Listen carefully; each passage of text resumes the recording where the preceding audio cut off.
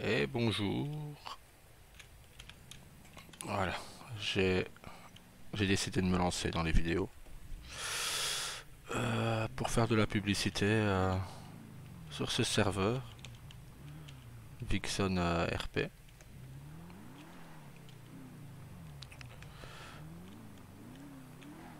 On m'a conseillé également de faire une vidéo de présentation de mon personnage vu qu'il a quand même déjà 4 ans d'existence. Donc on m'a conseillé de faire une vidéo présentation pour que vous n'arriviez pas et vous vous dites tiens, comment ça se fait que ce perso il a déjà ça, ça, ça et ça. Donc voilà, hop, pour ne pas qu'on reste à ne rien faire. Voilà, on va tourner. Et ça ramènera de l'argent à l'entreprise et à soi-même. Bon ben voilà, mon perso de son vrai nom Daryl Dwight est une ancienne petite frappe Yakuza qui a grimpé les échelons au sein de la famille Casson à Liberty City et Vice City. À la base, il vient d'un WL basé exclusivement sur Liberty et Vice City à la base. Maintenant, ils ont inclus Los Santos. Donc, du coup, il, il évolua au sein des Yakuza. Comme je disais, petite frappe à la base. Il commença à réussir certains coups d'éclat, on va dire, hein, braquage de supérette, kidnapping, braquage de banque, meurtre, torture. Tout ça, il savait faire. Et un jour, bah, après un braquage réussi, un braquage de Flicka, enfin c'est pas la Flicka à Liberty, mais bon, voilà. Il décida d'acheter un véhicule qu'il avait en vue depuis bien longtemps, la Revolter. Donc Daryl acheta la Revolter. Ah. Daryl acheta la Revolter, mais il avait fait plusieurs petits boulots pour cacher sa façade de criminel. Il travaillait dans une pompe à essence, c'était surtout la pompe à essence qui rapportait pas mal d'argent. Il faisait le plein des véhicules, nettoyait la boutique, vendait les...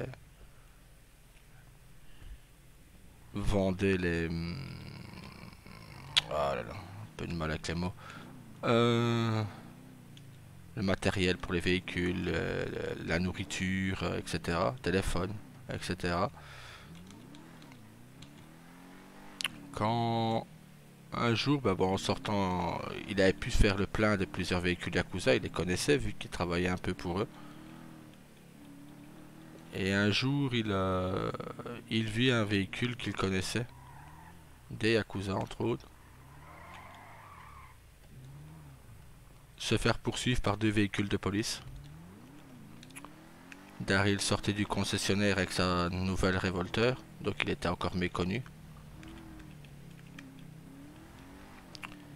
Et bah, ce qu'il fit, c'est qu'avec la Revolter, il envoyait voler les 2 véhicules de police pour sauver le véhicule Yakuza.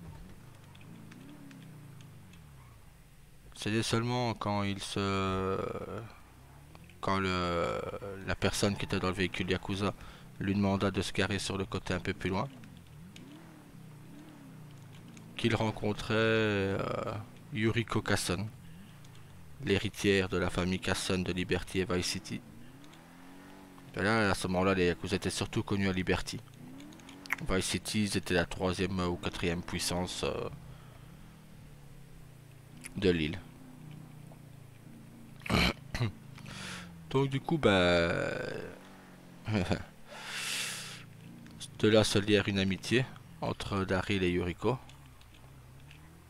Il l'avait sauvée d'une fédérale vu qu'elle venait de braquer... elle venait de tirer sur des agents de police et elle venait de braquer une supérette. Donc Daryl et Yuriko, Yuriko parlait de beaucoup de Daryl à son père. Il a voulu donc rencontrer le jeune homme qui avait sauvé sa fille. Et donc, bah, Daryl monta un premier échelon chez les Yakuza et devint donc non plus une petite frappe, mais travailler pour eux, exclusivement. Ses talents pour la torture plairent beaucoup au père, Yakuza, Toshiro, Toshiro Kason. Et il demanda à Daryl ce que ses parents faisaient dans la vie lors d'un repas qu'il avait organisé on va dire, au temple Yakuza. Et Daryl racontait sa vie. Daryl raconta qu'il était né d'un père américain, d'une mère japonaise, travaillant tous deux dans l'armée américaine. Et mais père violent, il avait trois frères et deux sœurs.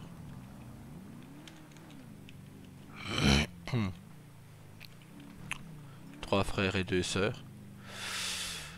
Et que bon, à l'âge de 12 ans, bah, lors d'une rentrée de mission, son père était militaire de carrière, bah,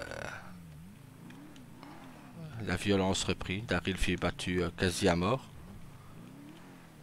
Et à l'âge de 18 ans, bah, lors d'une énième dispute entre ses parents, Daryl voulut s'interposer. Il prit une droite, mais il tua son père. Donc Daryl fut recherché pour meurtre. Il fit et là le juge lui donna le choix. Ou il s'engagea dans l'armée, ou il fit de la fédérale.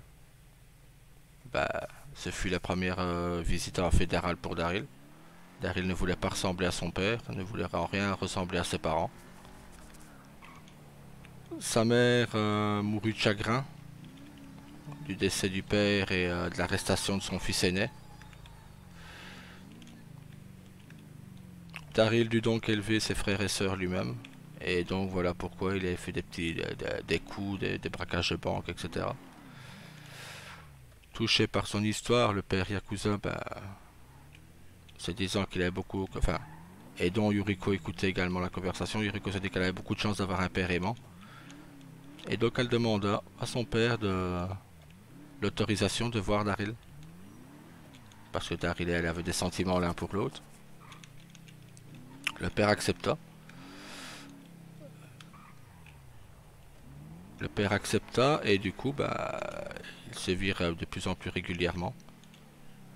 Daryl fit des coups, organisait des coups avec Yuriko. Tous avec succès.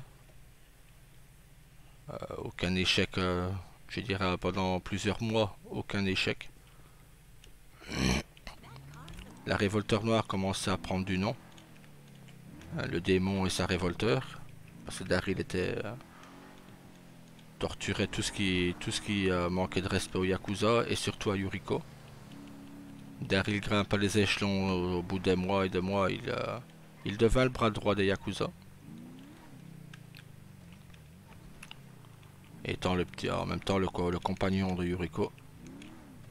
Il s'est toujours dit que c'était pas au mérite qu'il avait gagné ses grades, mais plus parce qu'il était le compagnon de la fille du chef.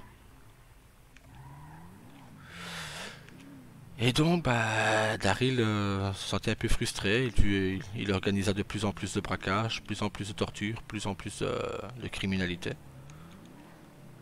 À tel point qu'une peur s'installa en ville. Même la police avait peur de la révolteur et de Daryl. Et un jour fut nommé un nouveau commissaire au sein du LCPD.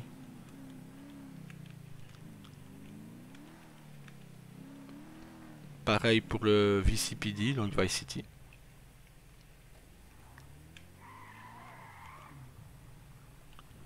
Et donc, Lors d'un braquage que Yuriko a voulu organiser seule pendant que Daryl se reposait, elle se fit attraper par le LCPD.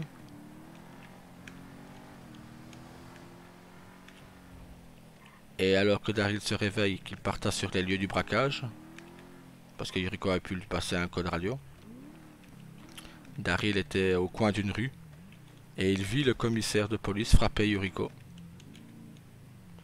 ce qui mit Daryl dans une rage folle. Mais il agit intelligemment, il attendait que tout se calme. Et lors de la sortie fédérale de Yuriko, ils allèrent voir tous les deux le patron du Liberty News, Scott Finch. Et Daryl commença à raconter, à parler, à discuter. Il était déjà connu comme étant le démon blanc de Liberty. Et que, voilà, si le commissaire ne faisait pas des excuses publiques à la famille Kassan et en priorité à sa femme, que le commissaire et son petit ami allaient souffrir, allaient les supplier de les tuer, et dû aux souffrances que Daryl lui infligerait. Le commissaire ne le fit pas, bien entendu, hein, il devait se faire respecter en tant que commissaire. Et donc, ils n'obéirent pas aux ordres de Daryl, ce qui le rendait encore plus furieux. Il chopa, lui et Yuriko, ainsi que quelques amis Yakuza, chopèrent le commissaire et son compagnon, et Daryl travaille, a lancé son boulot. Il a torturé le commissaire, son petit copain, mais ne les a pas tués. Le commissaire a fini par promettre de faire des excuses publiques, ce qu'il fit, ce qui mit les Yakuza en pleine expansion. Ils devinrent marchands d'armes. Daryl conquéra à ce moment-là le marché de la drogue, la prostitution. Le patron Yakuza Fujo, et surtout ouais, le pognon rentrait à flot.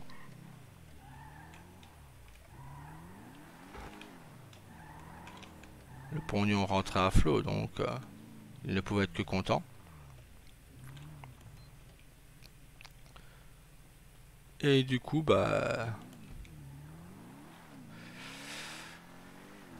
Daryl profitait que le patron soit heureux pour lui demander l'autorisation de se marier avec Yuriko. Ce qui fit accepter, bien entendu, par le père. Et 2 mois plus tard, le mariage arriva, la date du mariage arriva. Un 17 janvier. Le mariage fut repoussé une première fois.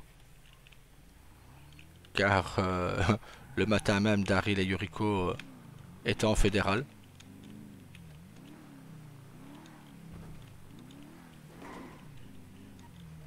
Donc ils furent poussés au mois d'avril. Entre temps, Daryl et Yuriko continuèrent leur meurtre, etc. Et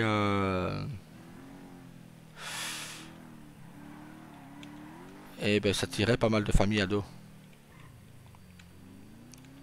Donc la date du mariage arriva, tout se passa très bien. Daryl eut même une autre surprise.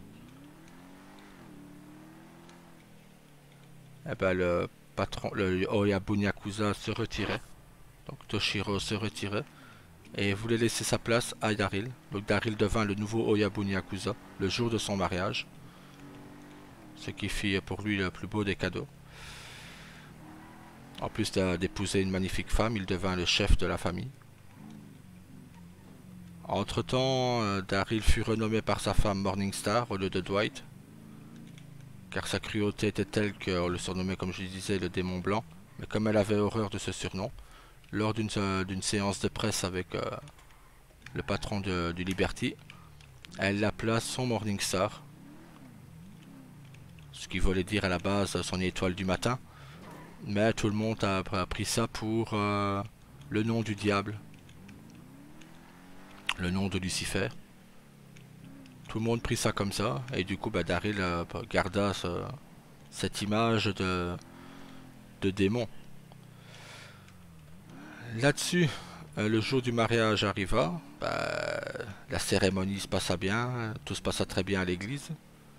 Daryl épousa Yuriko. Yuriko devint son épouse et devient Madame Yuriko Morningstar. Mais la cérémonie pour l'officialisation de Daryl Yabun se passa très bien également au manoir Yakuza. Mais alors que Daryl et Yuriko allaient parler aux invités devant un verre ou autre, trois familles italiennes, on va dire trois organisations italiennes, ça fait plus de 4, ça fait attendez, 2 ans et demi, donc ouais, presque 3 ans. Il y avait la Cosa Nostra, il y avait les non pas les Savastano, les Corleone qui avaient. Et les... Attendez que je me souvienne, pas les Madrazo. Enfin, il y avait une troisième famille. Et ils tirèrent sur Daryl, sans son épouse. Daryl fut blessé au bras et à la jambe. Bras gauche, jambe gauche. Il s'appuyait sur la table mais a abattu 3 hommes avec son pistolet. Abattu trois hommes d'une famille. Mais alors que Daryl voulut attraper la main de sa femme pour fuir, parce qu'ils étaient en sous-effectif, 10 Yakuza avaient été tués. Et au moment où Daryl se retournait, il s'est pris une balle dans l'épaule droite et une dans la cuisse droite également. Donc il tomba. Et c'est là qu'il remarquait que sa femme était couchée par terre, dans une mare de sang. Elle le regardait en pleurant.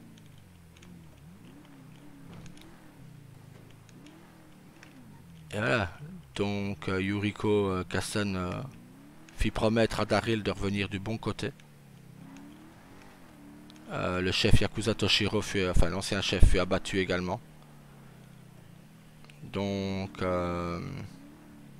de 27, les Yakuza passaient plus qu'à 17 membres.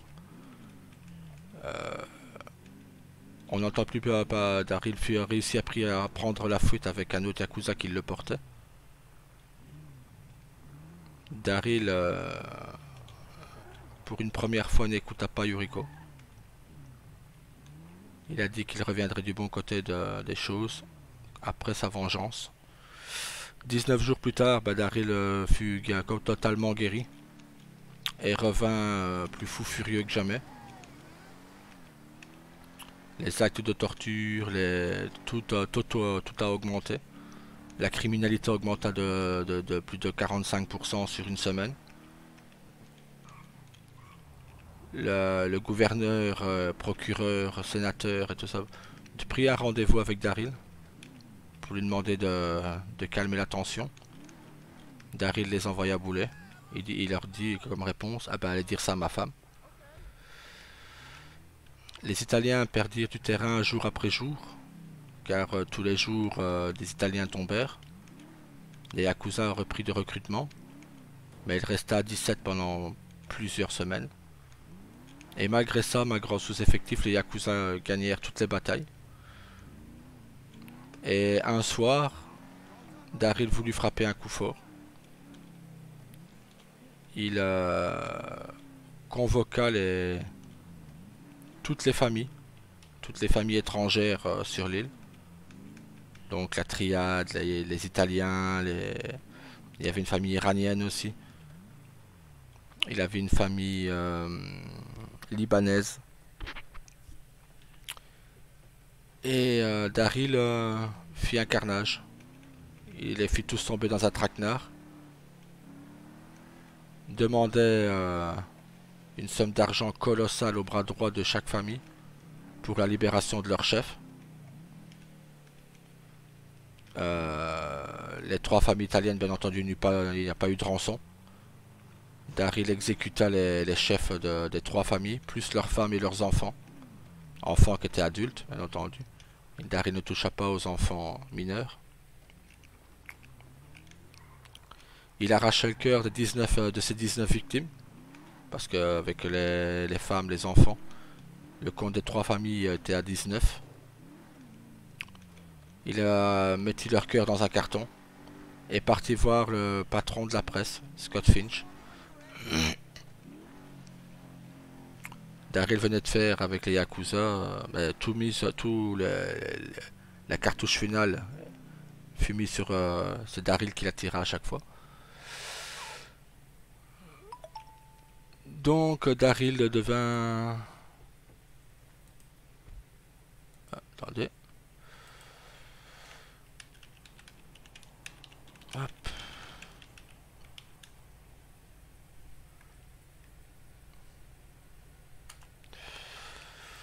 Et Daryl continua son massacre. Jusqu'au jour où il en a eu marre. Il a fait une interview avec Scott Finch, avec les cœurs dans le carton, en lui expliquant la situation. Que ce n'était qu'une vengeance. Que si le gouverneur voulait le voir pour qu'il fasse de la fédérale, il ferait un tel climat de peur en ville que plus personne n'oserait sortir. Et vu qu'il avait déjà fait ce climat de peur avec l'attaque de tous les familles italiennes, le gouverneur le prit au sérieux. Daryl ne fut pas accusé de meurtre. Pourtant, il a reconnu les 19 meurtres lui-même dans la presse. Mais le procureur le lava de tout soupçon. Comme ça, Daryl n'instaura pas de climat de peur avec les Yakuza en ville. Sur ce, Daryl quitta Liberty et Vice City et écouta les dernières volontés de sa femme. Il rentra au BCSO où il rencontrait Jake O'Connor. Il grimpa les échelons BCSO, il rencontrait plusieurs personnes. Jake O'Connor, Carlos Lopez, Daniel Chart, avec qui il devint très proche, Dylan Cooper. Et Daryl devint 8 mois plus tard shérif du BCSO. Bon, ça ne l'empêchait pas de péter des câbles et de faire des meurtres. Entre-temps, Daryl engagea plusieurs personnes. Depuis son BCSO atteignit 25 personnes. Et un jour, alors que Daryl en avait marre et qu'il voulait rejoindre le Liberty, il voulait reprendre sa vie d'avant ou se mettre en l'air pour rejoindre son épouse, car Daryl était amoureux d'une autre femme, mais il n'osait pas lui avouer. Eh ben, Daryl fit surpris, il fit une réunion, et la jeune femme en question, Ambre Stark, qui était la commandante des pompiers, demanda à lui parler.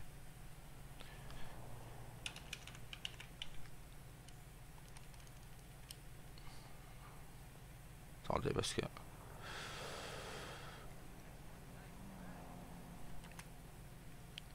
demanda à lui parler dans son bureau, ce qu'il accepta, bien entendu, vu qu'elle travaillait pour lui. Elle était députée. Et là, Ambre avoua ses sentiments à Daryl,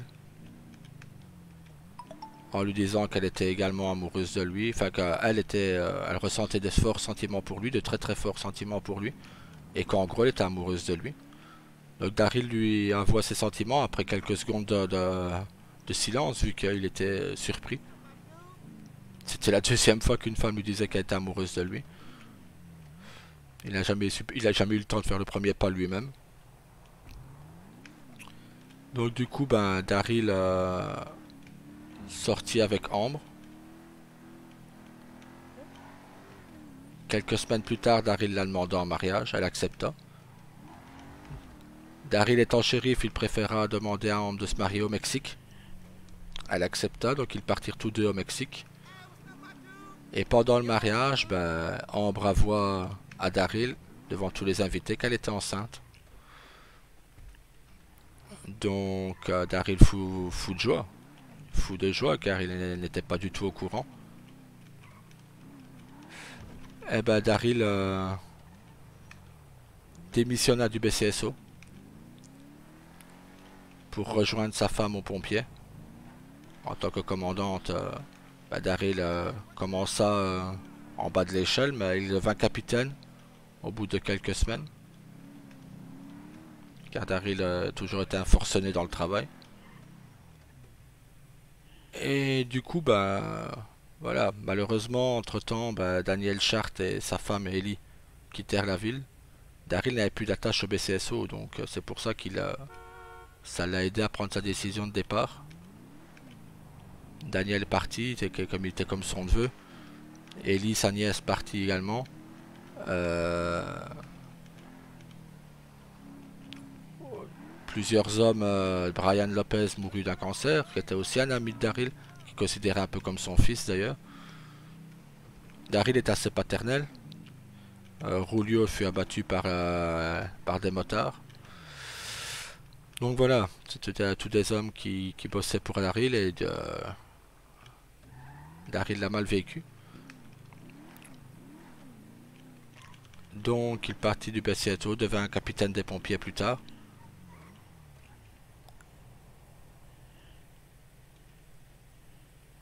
Hop, voilà. Et du coup, bah... Ensuite, bah, après avoir atteint le grade de capitaine, Ambre et Daryl décidèrent de quitter les pompiers pour se lancer dans la médecine aux EMS pour aider un ami qui avait un projet qui n'a pas été respecté, les termes n'ont pas été respectés par le gouvernement. Je pensais qu'il était de l'autre côté. Les termes n'ont pas été respectés par le gouvernement, donc le projet ne vit pas le jour. Daryl ne se sentit jamais vraiment à l'aise aux EMS en tant que médecin. C'était trop calme, il n'était pas sur le terrain, il devait attendre à l'hôpital et pas bouger. C'était pas du tout pour lui. Et un soir, Ambre et Daryl décidèrent de quitter la ville, Los Santos. Ils parcourirent le monde, ils allaient en France, où Ambre devint chef mécano. Daryl devint travailler dans l'agence immobilière. Ils ont fait aussi d'autres villes, mais ça n'a jamais fonctionné. Jusqu'au jour où Daryl reçut une offre d'emploi au FIB pour ses années en tant que criminel et ses années également en tant dans les forces de l'ordre, pour son expérience. Daryl accepta le poste. Pendant ce temps, Ambre, pendant les 6 années qui s'écoulèrent, fit l'éducation de leur fils, William. Mais Daryl, voyant que son épouse était épanouie de vivre avec eux, mais les pompiers lui manquaient. Daryl décida de revenir avec sa femme et son fils à Los Santos, où sa femme retrouva son cousin, qui était chef des pompiers, Matt Fernandez, et du coup, elle devint commandante de division des pompiers.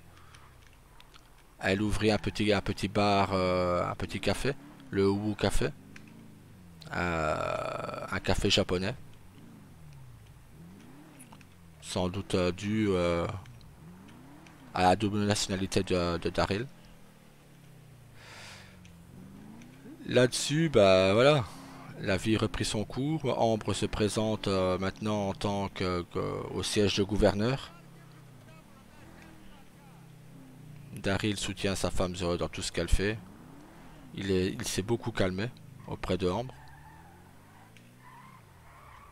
Le Daryl violent qui était avec Yuriko est devenu un Daryl plutôt pas calmé totalement d'un coup, mais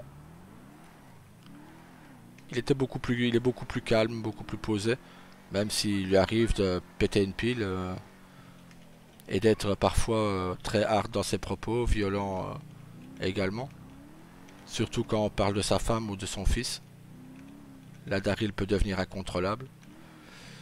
Et donc voilà.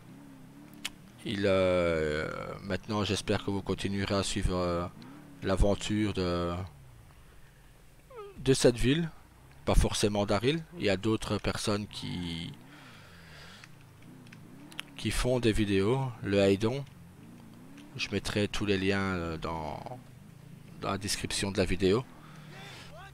Entre autres, qui est le fondateur de la ville, de Vixen. Je commencerai à faire des lives bientôt. Mais pour le moment, voilà, je préfère commencer par les vidéos, voir les petits retours ou autre. Donc sur ce, eh ben, passez une très bonne journée à vous, passez de très bonnes fêtes, un très bon réveillon et à bientôt.